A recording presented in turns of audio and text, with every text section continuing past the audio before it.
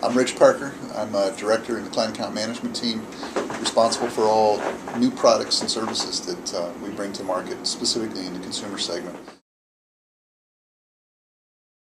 So SOA, and maybe I'll go about describing what it is. SOA stands for a service-oriented architecture, and one of the things that we're doing as a group is we're trying to create a governance model within Verizon Wireless that gives us the ability to look proactively at where we have services or where we don't have services, and then define reusable services that we can have available to the application teams and later, as we get more advanced, available to our business partners in trying to create solutions.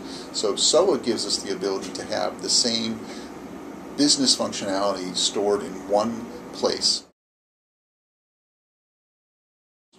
And what we've done is we've taken an inventory of the services that we have, or in some cases where they're not actually implemented as services, they're just API calls that the different front-end systems call, and we've documented that and made that available. We've actually walked through the various service registries with the governance team to get an understanding from an educational standpoint of what we currently have available to us today.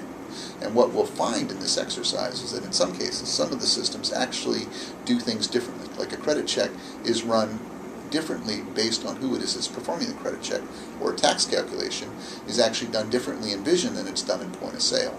And this will give us an inventory of where we have some of that duplication and the ability to then begin looking at either consolidation or where we might have some gaps, creating some new services that we need in order to run our day-to-day business.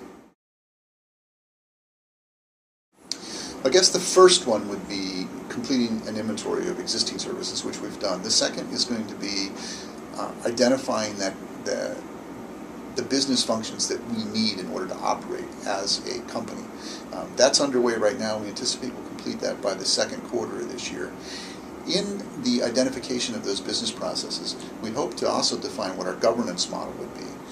Taking in key learnings around some of the things that come up in the bi-weekly discussions that we have when we start looking at, well, why would you have a service here, or why wouldn't you have a service here, or why wouldn't you have multiple services? As we look at answering those types of questions, we also dig into some of the decision-making criteria needed in order for a governance model to be successful. So I would think in our third quarter, potentially having the governance model defined, or at least having a draft of that, would be one area of success. So initially it's going to be the application development teams. They're the ones that would ultimately end up creating the services that would be reused by other applications, other front-end systems. IT is going to be impacted in the fact that they're going to have to help us in identifying the services that are there today, the API calls that could be turned into services, and areas for consolidation. They're going to have an impact in the sense that as we identify services to consolidate or services that need to be created, they're going to have to do the work in those areas to make those services available, and then we're going to have to change the applications that need those business functions to call those new services into action.